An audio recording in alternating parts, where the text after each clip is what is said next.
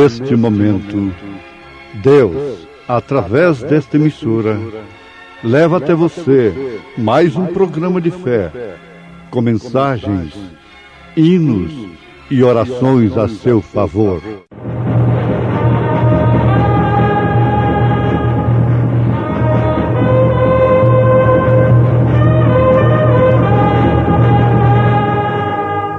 Fé para vencer.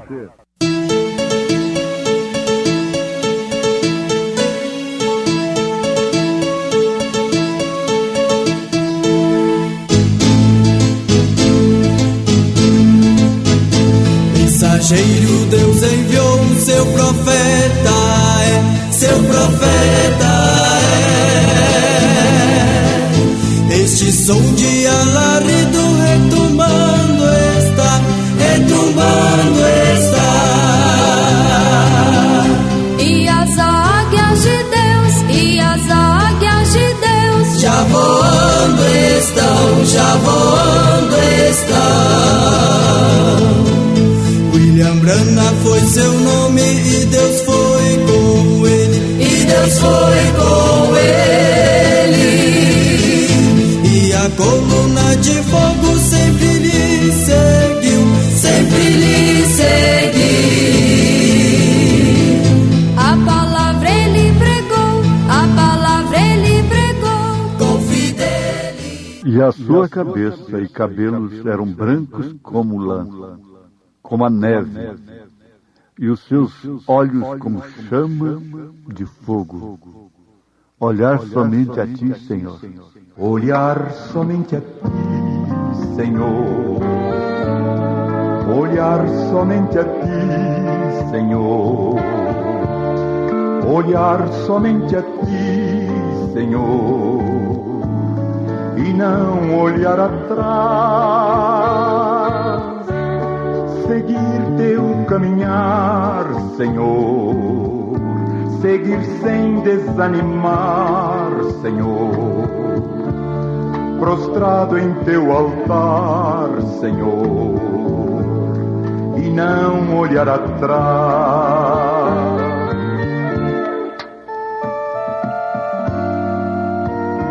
Na minha angústia eu procuro me chegar, procuro só olhar a face do meu Deus. E quando as lutas vêm perturbar minha paz, proponho só pra mim olhar somente a ti. O mundo é muito belo e farto de ilusão, mas isto não traduz pra mim satisfação. E eu olho para o céu, avisto uma luz, então repito assim: olhar somente a ti. Olhar somente a ti, Senhor. Olhar somente a ti, Senhor. Olhar somente a ti, Senhor. E não olhar atrás. Seguir teu caminhar, Senhor. Seguir sem desanimar, Senhor. Prostrado em teu altar, Senhor. E não olhar atrás. E não olhar atrás. E não olhar atrás.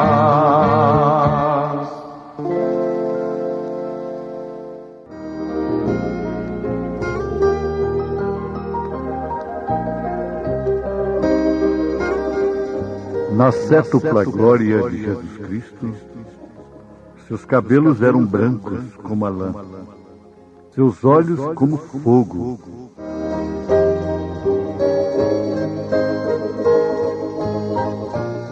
Pense nisto, aqueles olhos que uma vez foram nublados com lágrimas de tristeza e piedade.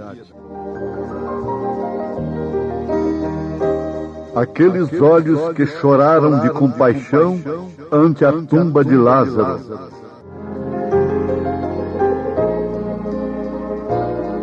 Aqueles olhos que choraram de tristeza sobre Jerusalém. Aqueles olhos que não viram a maldade dos assassinos que lhe penduravam numa cruz, antes com tristeza clamou: Pai, perdoa-os.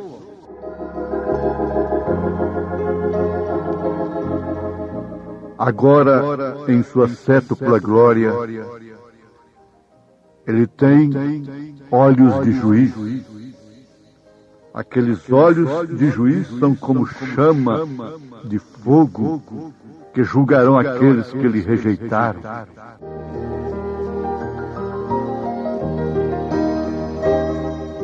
Aqueles que atentam para o seu olhar maravilhoso de hoje, enquanto ele é intercessor, não encararão aqueles olhos como chama de fogo. Hoje, seu maravilhoso olhar. Seu maravilhoso olhar. Vivi tão longe do Senhor, assim eu quis andar, até que eu encontrei o amor no seu grandioso olhar. Seu maravilhoso olhar, olhar, seu maravilhoso olhar, olhar, transformou meu ser, todo meu viver, seu maravilhoso olhar. Aquele que nos ama e em seu sangue nos lavou dos nossos pecados.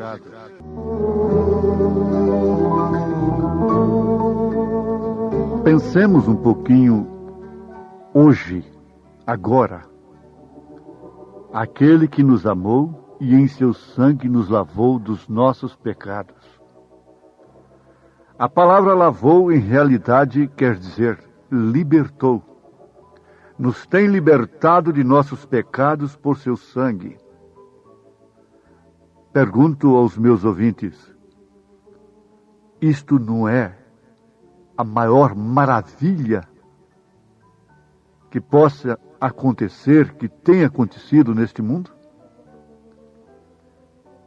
Mas isto só é maravilha para quem tem mente espiritual. Você compreende qual é a maior maravilha? A primeira maravilha? Eles falam de primeira maravilha, segunda maravilha, terceira maravilha, e vai assim em ordem cronológica. Mas a primeira maravilha de todos os séculos foi o seu próprio sangue.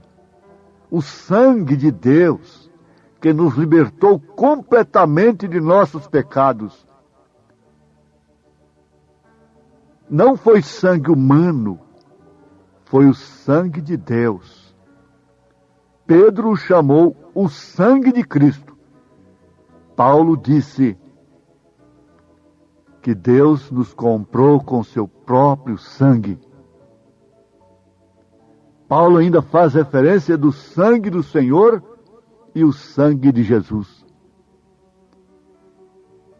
Isto é maravilhoso. Tudo isso é encarar em tempo o olhar de misericórdia, porque em sua sétupla glória os seus olhos são como de fogo. Você deve pensar nisto. Todos nós devemos pensar nisto agora. Aqueles olhos que uma vez foram nublados com lágrimas de tristeza e piedade, aqueles olhos que choraram de compaixão ante a tumba de Lázaro, aqueles olhos que choraram de tristeza por causa da rejeição sobre Jerusalém, aqueles olhos que não viram a maldade dos assassinos que lhe penduraram numa cruz, antes com tristeza clamou: Pai, perdoa-os. Mas agora, quando João está vendo ali em Apocalipse, capítulo 1, a partir do verso 14, não são mais aqueles olhos.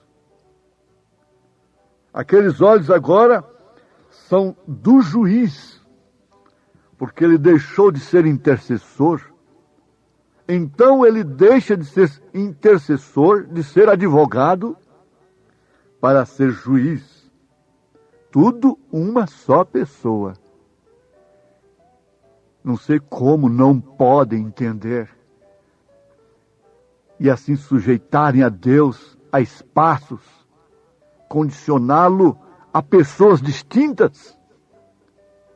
Um Deus que não pode falar ao mesmo tempo nos céus e se manifestar em forma de pomba e estar dentro d'água em forma de cordeiro. É o mesmo Deus, o leão, é o mesmo Deus, o cordeiro. Agora, ele tem 7 caracteres especiais, representados numa cétupla glória, em uma só pessoa. Se eles não suportam 3 ser uma só pessoa, como podem encarar 7? Em uma só pessoa, no alfa e ômega, princípio e fim, primeiro e último, eu e o Pai somos um, porque nele habita corporalmente toda a plenitude da divindade. Ele é a imagem do Deus invisível. Ele é o Filho que estava no seio do Pai e que fez o Pai ser conhecido. Ele manifestou o nome do Pai aos homens. E os homens não querem ser batizados em nome desse Pai. Mas Pedro tinha as chaves do reino dos céus. Por isso mandou que o povo fosse batizado em nome do Senhor Jesus Cristo. Porque nele concentra toda a glória do Pai, todo o poder lhe foi dado. Ele é Pai da eternidade, Ele é príncipe da paz, Ele é conselheiro, Ele é maravilhoso. Então Ele é juiz. O juiz é Pai. E Ele tem olhos como de fogo, como chama de fogo, que julgarão aqueles que lhe rejeitaram a sua glória.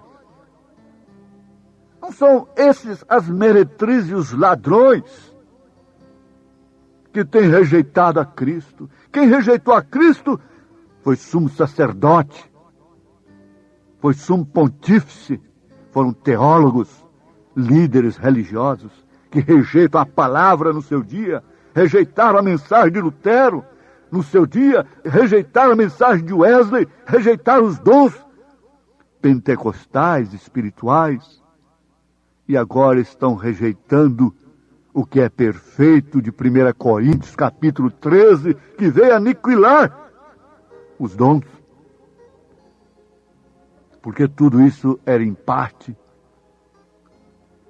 de todas as emoções humanas, ele manifestou esta, com mais frequência que todas as demais, quando ele apareceu como Filho do Homem, quando ele estava aqui na terra, com os pés sujos, cansado do caminho, sofrendo dor de cabeça, sentindo tristeza profunda, ele chorou muito. O que mais ele fez aqui foi chorar, porque ele conhecia as pessoas por dentro. Porém, de trás daquele pranto e tristeza, estava Deus, Deus chorando. Aqueles mesmos olhos viram visões, olharam até o profundo dos corações dos homens, puderam ver toda a hipocrisia religiosa, tradição religiosa, puderam ver a podridão da sociedade de então, leram seus pensamentos e conheceram seus diversos caminhos, quando disse: aquele que estiver sem pecado, atire a primeira pedra. Ele havia lido antes todas as suas vidas, de todos os acusadores que estavam ali, com pedras nas mãos. Brilhando ardentemente, através dos olhos mortais, estava Deus. Era Deus. O sangue que irrigava nas veias de Emanuel não era sangue de uma segunda pessoa. Essa blasfêmia criada 325 anos depois de Cristo. E vocês, pregadores, pentecostais principalmente, sabem disto. Sabem que não há 3 pessoas, mas não têm coragem. Falta o poder pentecostal real. Tem poder para falar línguas, para curar enfermos, construir catedrais e entrar na política, mas não tem coragem de mostrar isso para o povo.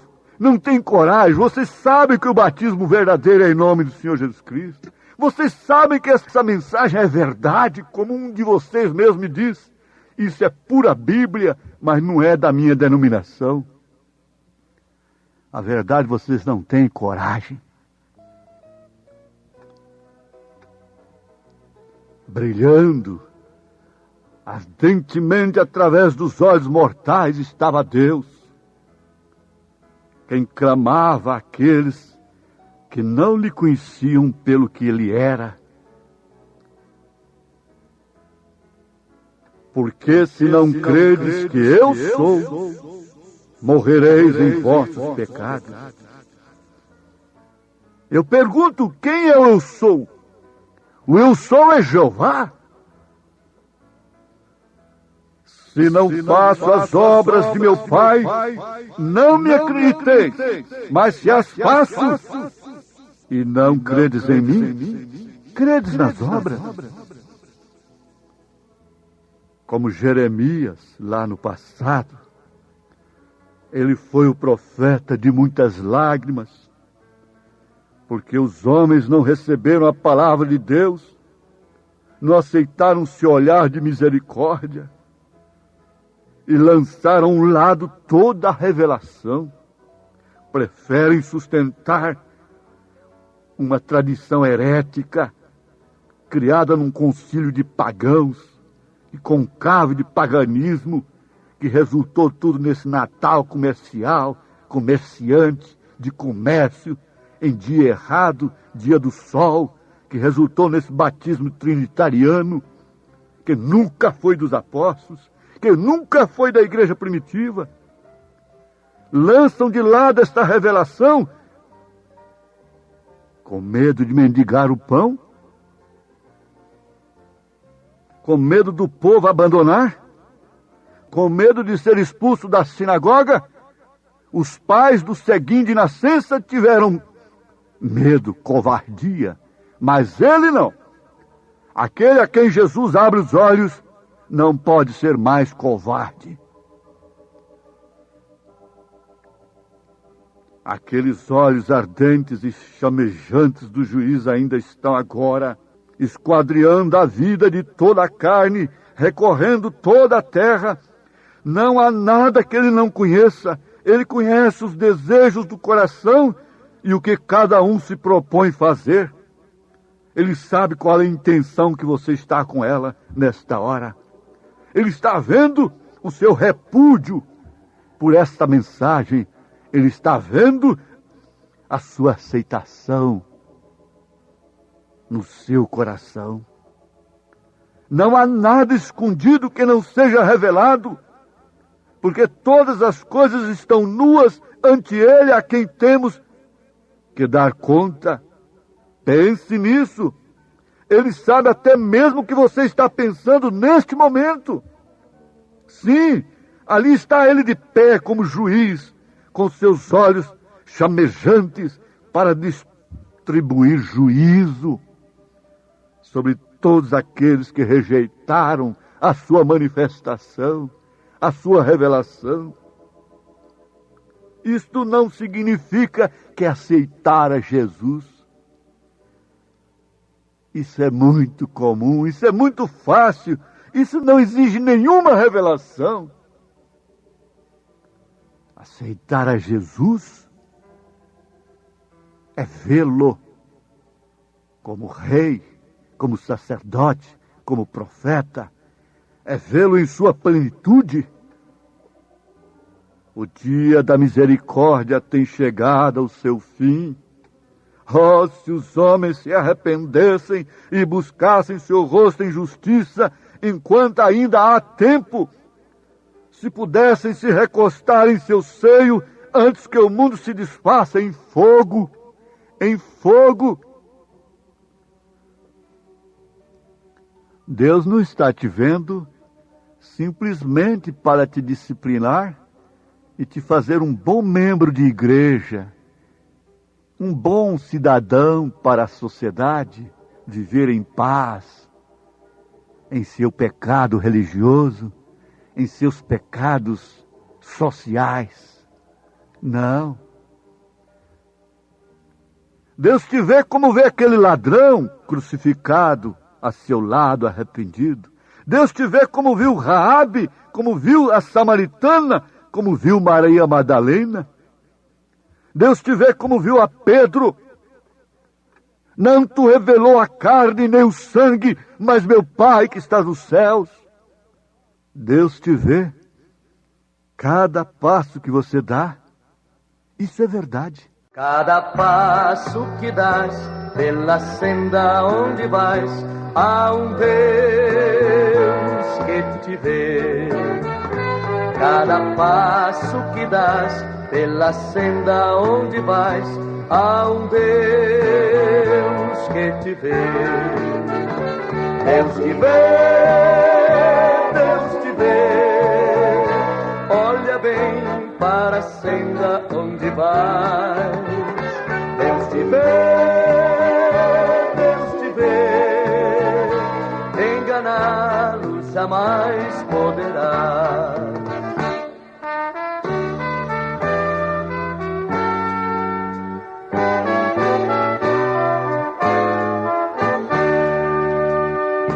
Cada passo que dás, para frente ou para trás, há um Deus. Os seus olhos, os olhos de Jesus Cristo, ainda choram? Ou simplesmente intercedem por você? Agora, Ele te diz, hoje mesmo poderás estar comigo. Na palavra. Desde então, não importa quanto tempo estejas aqui nessa terra, enfrentando tumores, infecções, enfermidades, espíritos maus, doenças, impactos, decepções. Ele te vê, Ele te dá a mão, Ele te cura, Ele te salva, Ele te liberta. Ele dá de si mesmo a você. Você não temerá os seus olhos. Você poderá olhar dentro dos olhos dele, em nome de Jesus Cristo. Amém. Obrigado a todos por ter parado nesta quinta-feira maravilhosa para ouvir o programa Fé para Vencer. Este programa é o programa da Igreja Evangélica, o Tabernáculo da Fé, uma igreja que ama você. Localizada ali no Novo Gama, o bairro Pedregal, na quadra 479, lote 16. Ali fica ali no bairro Pedregal, aos fundos do supermercado da mamãe. Leve sua família, amanhã, sexta-feira, grande culto teremos ali de pregação, ensino da palavra de Deus, às 19 horas. Todos os nossos cultos, nossas programações são divulgadas através de nossa página na internet. Acesse a nossa página tabernaculodafebrasilia.org.br. Você assistirá todos os nossos cultos, programas de rádio. Isto é bênção para você. Mas esteja lá na igreja ao vivo com toda a sua família. É bom ter você ali, viu? Ali no Novo Gama, em torno de Brasília, na quadra 479, lote 16, bairro Pedregal, ali no Novo Gama. Em Taguatinga Norte, fica na CNF 1, setor F Norte, Taguatinga Norte, ali no subsolo do edifício Praia Mar. Os nossos cultos em Taguatinga são todas as terças-feiras às 19 horas e aos sábados às 18 horas. Não percam, participem, Deus tem uma bênção para você. Não desligue seu rádio, temos mais meia hora de programação, Fé para Vencer ao seu favor.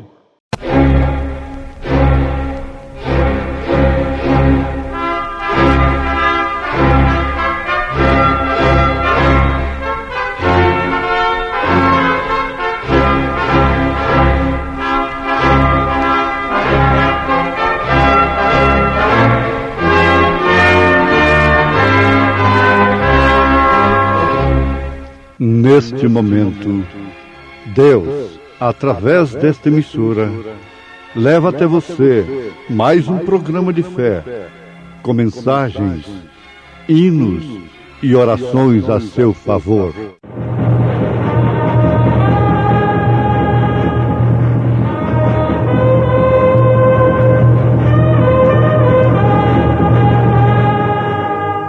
Fé para vencer. Somente crer, somente crer, tudo é possível, somente crer, somente crer, somente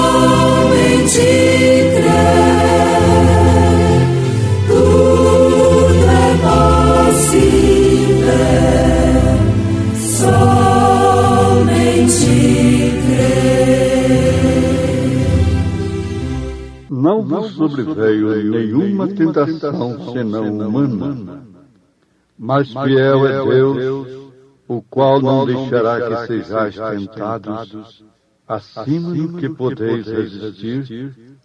Antes, com a tentação, dará também o meio de saída para que a possais suportar.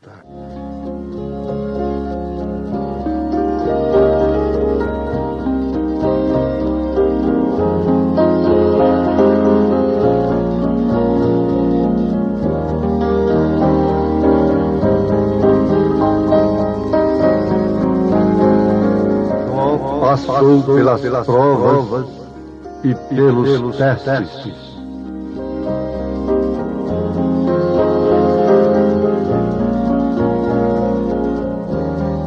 Todos os verdadeiros crentes também serão provados e testados.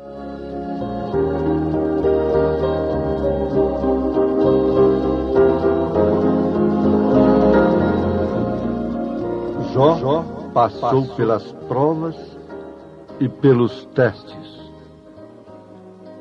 Sem dúvida alguma, Deus estava escrevendo essa grande Bíblia Sagrada, que é a sua palavra. E homens, como também mulheres, foram tomados de uma maneira até aparentemente impiedosa por Deus,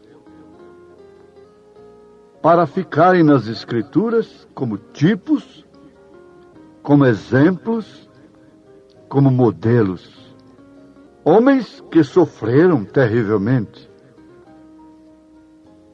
Isto pela própria vontade de Deus em escrever a sua Bíblia. Agora, meus ouvintes, até com uma certa razão, os céticos, os incrédulos, insultam a Deus nesse sentido. Um certo crítico alemão criticou o profeta desta era em um de seus livros, porque o profeta de Deus era usado poderosamente para curar os enfermos, libertar os oprimidos, paralíticos, cegos, cancerosos e em ressurreição de mortos. Ele disse: como pode esse Deus deste William Branham fazer isto enquanto ficou de braços cruzados quando seus fiéis nas eras passadas, na era negra, foram lançados nas arenas, queimados vivos, tragados por leões e toda sorte de martírio. E agora, esse Deus do William Branham se compadece do paralítico, se compadece do cego, ressuscita um morto. Ora, mas com razão São Paulo disse que a sabedoria deste mundo é loucura. Deus estava escrevendo a sua Bíblia. Você diz assim, pensa dessa forma: se você vivesse naqueles dias e pudesse escolher, você escolheria o lugar de Jó, ser um Jó, que tinha tudo nas mãos, tudo à sua mercê, sendo reto diante de Deus, e de repente ser entregue a Satanás. Lá em 1 Coríntios, capítulo 5, Paulo mandou que a igreja entregasse um rapaz, um membro da igreja, que estava vivendo com a sua madrasta. Portanto, tinha que respeitá-la como mãe. E ele estava vivendo em adultério com ela, sendo um crente da igreja de Corinto. Paulo repreendeu a igreja e mandou que ele fosse entregue a Satanás. E nós constatamos que vários homens de Deus, como Jó, foram entregues a Satanás pelo próprio Deus. Jó não havia coabitado com sua madrasta,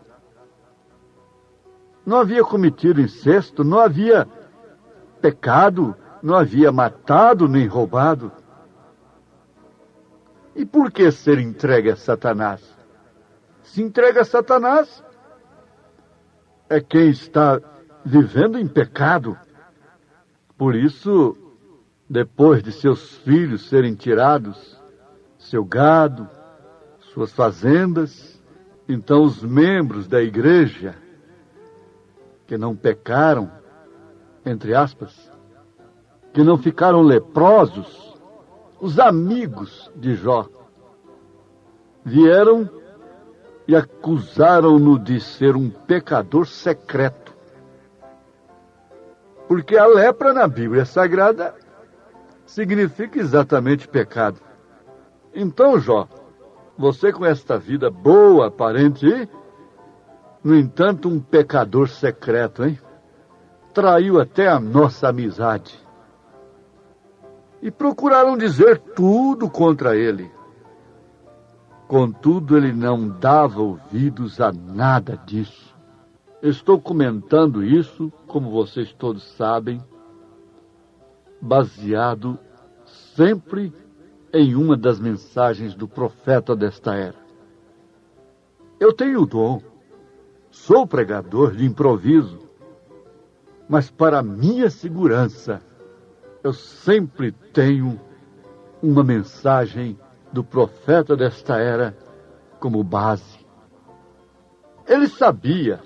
O importante de tudo, meus ouvintes, é o que Jó sabia a respeito de si mesmo. É como Maria. Maria estava sob escárnios. Se não fora José ser um homem temente, justo, predestinado para aquilo, Maria teria sido repudiada e até mesmo apedrejada de acordo com a lei. A Virgem Maria apareceu grávida. Agora, notem o seguinte: Maria sabia de quem era o filho. Jó sabia que ele tinha cumprido todos os requisitos de Deus. A viúva lá de Serepta de Sidom sabia que ela não estava vivendo em iniquidade quando ela estava enfrentando aquela terrível prova. Sim, isso é verdade. Portanto, ela estava certa de Deus. Ele sabia que não havia necessidade de Satanás procurar tentá-lo. Nós tivemos um trecho aqui na primeira carta aos Coríntios, capítulo 10, verso 13, com São Paulo dizendo: não vos sobreveio nenhuma tentação. E essa tentação aqui é uma prova para o cristão. Ao invés de ser um prato apetitoso, é uma prova. Tentação senão humana. Humana. Nós somos tentados humanamente só. Nós não somos tentados a prevaricarmos espiritualmente, a criarmos ismos, doutrinas fornicárias e participarmos do cálice da fornicação, da grande prostituta com os reis da terra nesta era. A tentação que vem sobre o cristão é exclusivamente humana. Continua o apóstolo: mas fiel é Deus, o qual não deixará que sejais tentados acima do que podeis resistir, antes com a tentação dará também o meio de saída para que a possais suportar. Agora, veja, enquanto Satanás pudesse fazer com que Jó cresce que sua enfermidade era o seu Deus fazendo, ele teria derrotado a Jó. Porém, quando Jó uma vez atingiu essa revelação de que não era Deus, você tem que conhecer uma coisa muito profunda que talvez ninguém nunca te ensinou. Deus tem duas vontades. Uma permissiva e a outra é a vontade perfeita. E a maioria do povo chamado cristão vive sob vontade permissiva de Deus. É aquele pai que diz: não faça, mas o filho fica em cima. Até que aquele pai diz: vai, Absalão, vai, Balão, vai. Você está querendo, né? Então vai. Essa é a vontade permissiva. Minha filha, eu não quero, porque eu vejo que você vai cair num abismo. Esse casamento não tem futuro para você. Mas você quer? Já te mostrei tudo. Eu posso passar um filme do que você vai sofrer. Mas você quer a si mesmo? Então vai. Eu faço o casamento. Eu vou comprar as melhores vestes para você. Isso quer dizer, eu vou te abençoar. Eu vou te dar dons. Eu vou derramar chuva e sol. Eu vou te abençoar. Sim. Ela estava enganado. Satanás estava enganado. Ele teria que estar enganado realmente com aquele crente. Jó tinha a revelação de que não era Deus. Ele estava somente passando pelas suas provações para lhe fazer algo. Não era Deus fazendo, era Satanás quem estava fazendo. Porque somente Satanás adoece. Somente Satanás faz com que o homem beba vinho, cerveja, cachaça. Somente Satanás faz o homem fumar, ingerir através do seu próprio suor, seu dinheiro, viu? O alcatrão e a nicotina para lhe causar um câncer. Somente o diabo é quem faz isto, não é Deus. Mas Deus criou o homem com capacidade de escolha e com livre arbítrio para escolher. Portanto, ele permitiu que Satanás tocasse em Jó, no seu corpo físico. É demonologia em estado físico, é o demônio no estado físico. Mas ele não pôde tocar em sua alma. Eu prefiro estar ao lado de um Jó, exalando mau cheiro, porque Satanás tocou na sua carne, tocou no seu nome, tocou na sua honra, do que estar com Elifas, do que estar com um daqueles amigos de Jó, pelos quais o próprio Jó teve que orar depois. Nós devemos sempre observar isso. Deus é completo em 3. Nós temos de conhecer essa numerologia, não sobre essa superstição agoreira que existe no mundo, como 13, sexta-feira 13. Quer saber uma coisa? Eu nasci dia 13 e gosto do 13. Eu gosto do 7. 7 não é conta de mentiroso. 7 é conta de Deus, é perfeição. Quem criou essas superstições foi a grande prostituta mãe das meretrizes. Essas superstições de número, de meses, de dias, de coisas, de feitiçarias, de macumbaria, de tantas outras coisas. 3. Primeiro estado de Jó. Bom. Ou o presente. Horrível, lastimável, desprezível, insuportável até pela sua esposa. Abandona esse Deus, amaldiçoa-o, disse a sua esposa. Ele disse, o seu lugar é entre as loucas. Quem gostaria de estar ao lado de Jó, ou estar como Jó?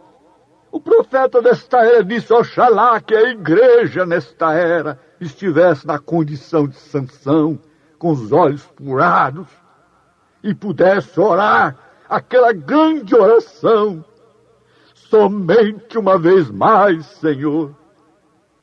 Mas vai para a terceira fase. Deus não é completo em 3, se tratando de 3 pessoas distintas, mas sim de 3 manifestações. Vá para a terceira fase de Jó, sendo ele a mesma pessoa, uma única pessoa, como Samuel reunia em si os 3 ofícios, mas o povo queria pessoas distintas. O povo quer pessoas distintas.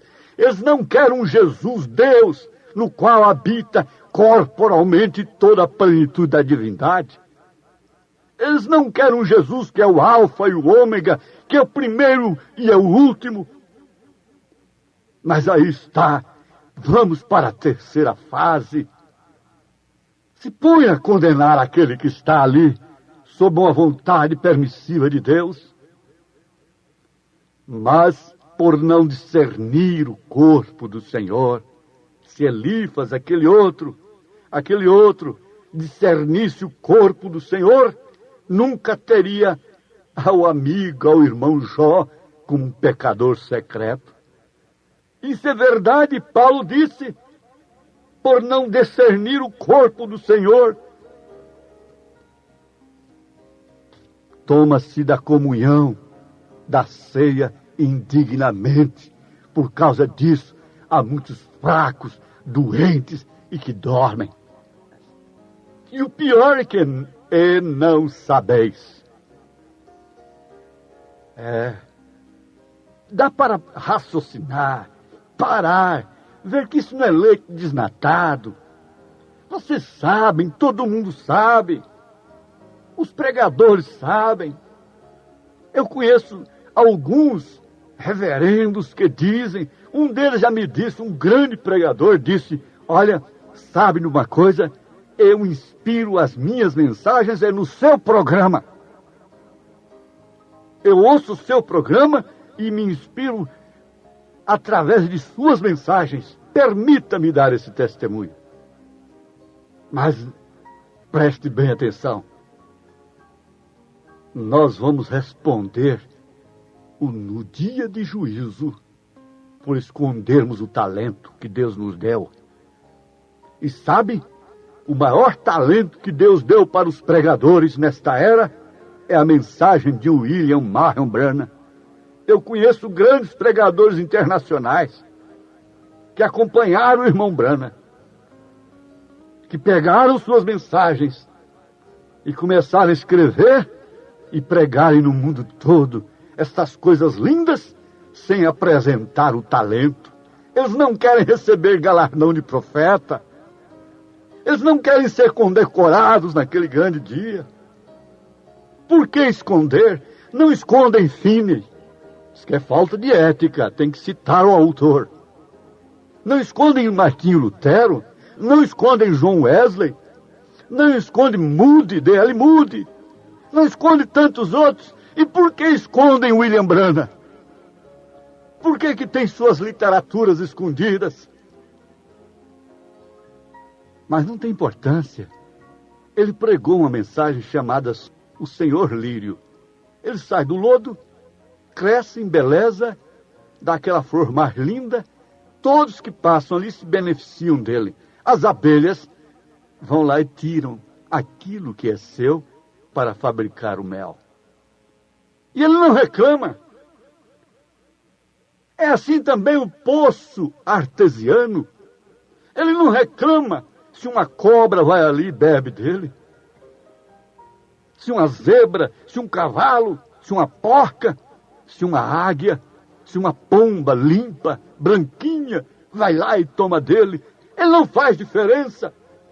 É assim também Deus. Tem uma coisa, as lagartixas não param lá. Os girinos não param por causa da pressão. Tem que beber mais embaixo. É onde a água empoça.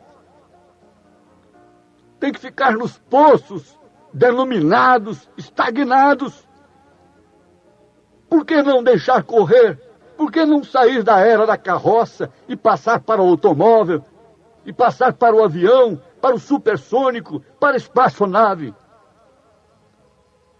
Ah, mas por quê? Que medo é este? Minha irmã, meu irmão, você, irmã, tem sido provada. Meu irmão, você tem sido provado. Provações maiores virão. A igreja primitiva foi tão provada. Quando chegava a notícia, olha, Pedro está preso, já cortaram o pescoço de Tiago, porque João é o amor, Pedro o poder, Tiago a justiça, por isso amputaram o seu pescoço. E veja a sua carta, justiça do empregado, do patrão, do servo, a justiça. Agora o Pedro, o nosso irmão Pedro, vai ser imolado amanhã cedo. Era a prova da igreja. O próprio Senhor, nosso Senhor Jesus, foi crucificado. Que faremos agora, a caminho de Emaús? O nosso Paulo está preso e ele já escreveu, já se despediu. Quanto a mim, estou sendo oferecido por sacrifício, e o tempo da minha partida se aproxima. Pelejei a boa peleja, acabei a carreira, guardei a fé. Veja como ele encerra o assunto. Desde já está preparada uma coroa que o Senhor justo juiz dará a mim, mas não somente a mim, mas a todos quantos amarem a sua vinda. Quem ama a vinda do Senhor é provado. Hoje nós não temos cadeias para os pregadores da mensagem do dia. Não é contra a carne, não é contra o sangue, mas há muitas coisas que entristecem a igreja. Há muitas coisas. Há muitos em prisões. Eu, o preso do Senhor. Jó diria, eu, o leproso do Senhor. Eu, o leproso do Senhor. Oh, que Deus te abençoe. Espere mais um pouquinho, coração magoado, porque o último estado, o terceiro vem aí, em nome de Jesus Cristo. Amém. Gente preciosa, agradecemos a todos por ter parado para ouvir o programa Fé para Vencer. É um programa produzido com muito amor, com muito carinho, pensando em você. Convidamos a você e toda a sua família a participar conosco de nossos maravilhosos cultos de bênçãos que temos aqui em Brasília. A nossa igreja ali no Novo Gama, o bairro Pedregal, na quadra 479, lote 16, ali no Novo Gama, em torno de Brasília, ali próximo ao Gama, né? Do outro lado está o Novo Gama. A nossa igreja fica ali no bairro Pedregal, na quadra 479, lote 16. Não perca, não deixe de participar, de estar conosco ali, participando, adorando e louvando o grande e santo nome de Jesus Cristo, que é bênção para todos nós. Amanhã, sexta-feira, às 19 horas, culto de ensino e estudo da Palavra de Deus. E domingo, 8 horas da manhã, escola bíblica dominical. Domingo, às 18 horas, o grande culto da noite. Leve sua família ali na quadra 479, lote 16, no Novo Gama, bairro Pedregal, viu? Em Taguatinga Norte, está na CNF 1, setor F Norte, Taguatinga Norte. Fica ali no subsolo do edifício Praia Mar, aos fundos do supermercado Caprichoso. Todas as terças-feiras às 19 horas e aos sábados às 18 horas. Grandes bênçãos, cultos abençoados temos ali. Não deixe de estar conosco, presente ali com toda a sua família. Bênção para você. Deus os abençoe. Tenham todos um bom dia, uma boa tarde na paz do Senhor Jesus. E amanhã estaremos de volta aqui com mais uma programação de Fé para Vencer. Abraço, Deus os abençoe.